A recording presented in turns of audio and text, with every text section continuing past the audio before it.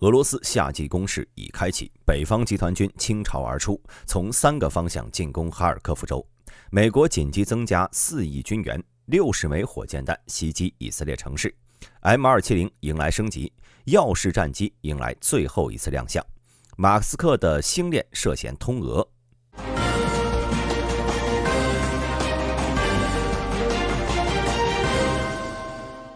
5月10号下午5点左右，俄罗斯北方集团军从别尔格罗德分3个方向突然向乌克兰境内发动大规模进攻。这3个方向呢为哈尔科夫市、苏梅市、格卢霍夫市。这次俄军的进攻规模之大，可能仅次于22年的那次不宣而战。根据俄罗斯军事媒体的描述，虽然遭遇了乌军的抵抗，但在5个小时之内，哈尔科夫方向的俄军就推进了将近30公里。抵达了哈尔科夫市外环的 E40 环城高速。同时，根据公开战争地图，这次俄军的进攻没有形成突出部，而是在长达300公里以上的边界线上同时发起进攻，以至于在短时间内占领了乌克兰哈尔科夫州以及卢甘斯克州的大片领土。乌克兰国防部在5月10号下午7点发布通告，称俄罗斯对哈尔科夫发起了全面进攻。在持续1天的炮击后，俄军的装甲集群在下午5点对哈尔科夫市发起进攻，但乌军成功地击退了他们。目前乌军已经将预备役部队送往哈尔科夫。乌克兰发布的视频显示，在开战的前1个小时内，就有3辆俄罗斯装甲车被击毁。有乌克兰媒体声称，俄罗斯的第一波进攻并没有使用装甲集群突击战术，而是在俄空天军以及炮兵的火力支援下，通过步兵战术推进。大兵之前对于哈尔科夫的情况呢，已经做过多次节目了。之前北约的情报部门已经观测到俄军在别尔格罗德集结了7万左右的大军，而从现在情况来看呢，这7万人的战斗力确实不算低。乌军在去年就开始在哈尔科夫构筑防线，除了市区外的防线外，还在边境线附近构筑了防线。然而从目前情况来看，乌克兰的作战单位已经出现了明显不足，这使得乌军主力不得不放弃外围阵地，转而将防御重点放在城市市区，例如哈尔科夫市和苏梅市，这就导致俄军的这次进攻在短时间内取得了突破性进展。接下来，如果俄罗斯强攻哈尔科夫，等待他们的将会是一场血腥的城市巷战绞肉机。所以大兵呢，暂时维持原看法，即俄罗斯对哈尔科夫可能是一场佯攻。仅靠7万人，虽然吃不下哈尔科夫和苏梅，但是可以通过占领周边村镇的方式，对重点城市形成合围，复刻当年阿夫迪夫卡战术，逼迫乌克兰从前线撤回部队，防守侧翼。这样一来呢，乌克兰就要面临艰难的选择，要么冒着被包围的风险强行维持现在战线，要么放弃卢甘斯克，将部队撤回卡尔科夫，等待北约军援的到来。大兵个人认为，希尔斯基大规律会选择后者，因为现在北约重新开始了对乌克兰的援助。相比于2023年，乌克兰目前最大的问题是缺乏作战人员，因此保存有生力量将是乌军接下来战略的重心。所谓失地存人，人地皆存，存地失人，人地皆失。因此呢，暂时利用乌克兰辽阔的土地换取时间，等待预备役部队的训练以及大批军援的到来，是相对比较好的选择。一旦战局逆转，如今这些被俄罗斯占领的土地也早晚会回到乌克兰手中。截止写稿时，乌克兰国防部承认，俄罗斯在哈尔科夫市东北部郊区的几个定居点同乌军发生战斗，距离市区仅15公里。乌克兰总统泽连斯基在社交媒体表示，俄罗斯发动了新一轮反攻行动，而乌克兰则用军队和大炮迎接了他们。我们的军事指挥部早就意识到这一点，并预计他们的部队会用火力迎接敌人。现在这个地区有一场激烈的战斗，我认为到目前为止，我们已经用炮火阻止了敌人。在哈尔科夫攻势发起之后呢，美国紧急增加了一批价值4亿美元的军事援助，包括爱国者导弹系统弹药、哈马斯系统和弹药、毒刺防空导弹、155毫米炮弹、M2 布拉德利战车等等。美国国务卿布林肯在声明中表示，正如拜登总统明确表示的那样，美国和我们组建的国际联盟将继续与乌克兰站在一起，捍卫其自由。不久之前呢，美国通过了对乌克兰的610亿援助法案。这次援助是一笔新增加的援助，不过有美国官员表示，这批援助抵达乌克兰可能需要几天的时间，而俄罗斯正在寻求利用这一滞后时间加强对乌克兰的攻击。大兵认为，这次美国紧急对乌克兰增加的援助，其象征意义远高于实际意义。相信各位也能看出，这批军援以各种北约设备的弹药为主，而缺少成套的装备，尤其是新的爱国者系统。目前俄军正在通过多点进攻分散乌军的守备力量。面对这种情况，乌克兰急需更多的防空系统来完善新战线的防空火力，否则就要拆东墙补西墙了。而美国援助的这批装备只能做到锦上添花，无法做到雪中送炭。其最大意义呢，还是向世界证明他们对乌克兰坚决的支持态度。根据以色列媒体报道，自从进入拉法东部以来，以色列军队已经摧毁了10个哈马斯地道，消灭了大约50名巴勒斯坦武装分子。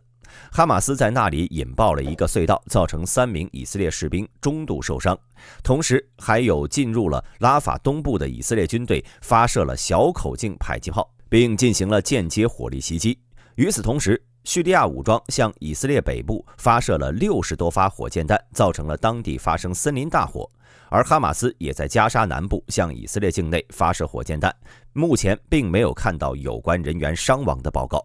值得一提的是，这次火箭弹袭击发生在美国取消对以军事援助之后。或许是美国和以色列的意见分歧，让哈马斯看到了可乘之机，打算借这个机会通过战争手段在谈判上赢得更多筹码。然而，以色列国防军发言人哈加里表示，我们已经为我们正在计划的任务准备好了武器。迄今为止，美国以前所未有的方式向以色列和以色列国防军提供了安全援助，与合作美国中央司令部的合作也同样重要。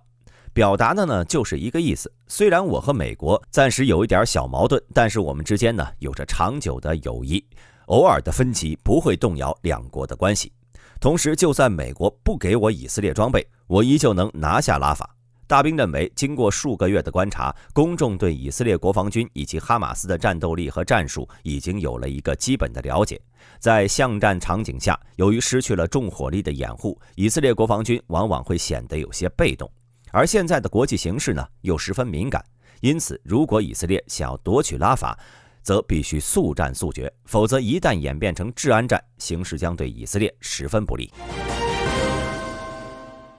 洛克希德马丁公司已经从美国陆军获得了一份价值4.51亿美元的合同，用于升级 M270 导弹发射器。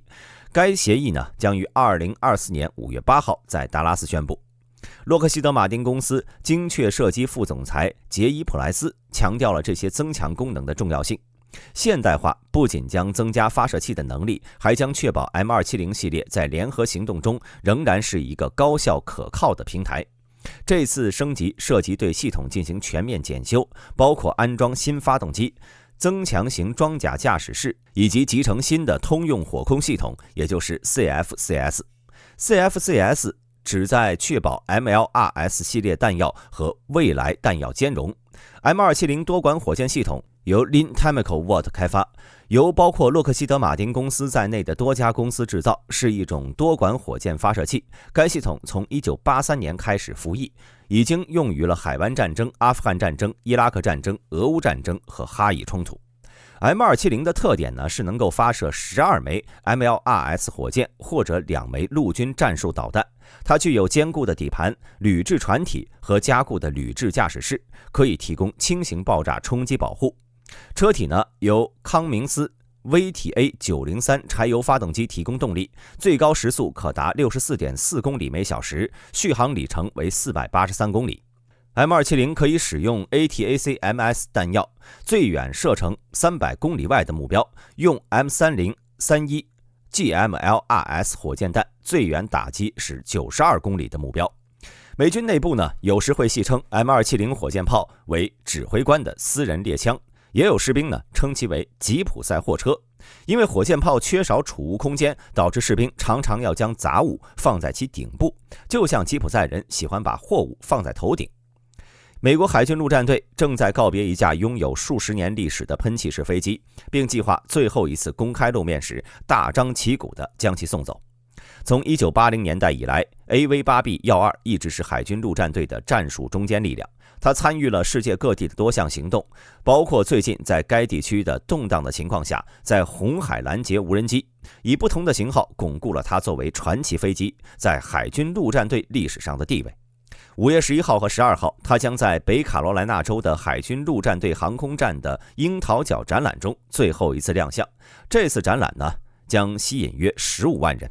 根据海军陆战队的航空计划，美国海军陆战队正在将老式喷气式飞机换成新的 F-35闪电2，耀式战斗机有望在2026年彻底退役。这次展览呢，将是它最后一次公开亮相。第2海军陆战队飞机联队指挥官斯科特·本尼迪克特少将在一份声明中表示，今年是 AV-8B-12的最后一次表演，因为我们将过渡到 F-35闪电2联合攻击战斗机。AV-8B 一直都是哈夫洛克和周边社区的标志。从1984年1月首次抵达 MCAC 樱桃角以来，它在北卡罗来纳州东部已经有40多年的存在了。今年早些时候，海军陆战队训练了最后一批从事维护耀式发动机的陆战队员。5名海军陆战队员从为期60天的课程中毕业。该课程呢是旨在驯服和排除其强大的 F-402 发动机。他们将前往航空母舰舰队，帮助飞机在日落时保持正常运转。但即将到来的周末呢，这些飞行员将驾驶他们的飞机在公众面前完成最后一次升空。海军陆战队第231攻击中队的一名飞行员表示，公开演示离我们每天做的事情相差无几。它展示了飞机可以做什么，以及它能够做得有多好，比如模拟攻击的短暂起飞。我很高兴能在公众面前做这件事儿。我们中队其他人也和我有类似的看法，他们对表演都很兴奋。该活动还提供了其他演示，包括 F-22猛禽在天空中射击、第2海军陆战队飞机联队乐队的演奏等等。美国政府证实，俄罗斯通过黑客手段在俄乌战争中利用马斯克的星链。负责太空政策的助理国防部长约翰·普拉姆表示，美国政府现在与乌克兰和 SpaceX 密切合作，打击俄罗斯非法使用星链终端。美国长期以来呢，一直反对俄罗斯军方使用星链，但俄罗斯一直在努力规避这些限制。虽然没有透露有关打击俄罗斯非法行为的具体的细节，但是普拉姆表示对所采取措施的有效性充满信心。2023年2月，有报道称 SpaceX 进行了干预，以防止乌克兰军方利用星链对俄罗斯军队进行无人机活动。当时 SpaceX 总裁兼首席运营官格温·肖特维尔澄清说，除了与乌克兰的合作协议外，星链不打算用于军事用途。在持续的紧张局势中，埃隆·马斯克在23年9月将国防军使用的一些星链终端的控制权移交给了五角大楼，使 SpaceX 远离与俄乌冲突相关的责任。而在今年早些时候，马斯克强烈否认有关俄军使用星链终端的报道，声称 SpaceX 不会将终端出售给俄罗斯联邦。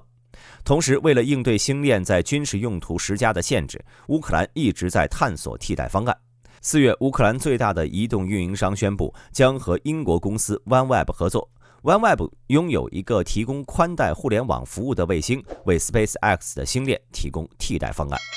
好了，本期视频到此结束，大家有什么想法可以发表在评论区讨论。我是大兵，我们下期再见。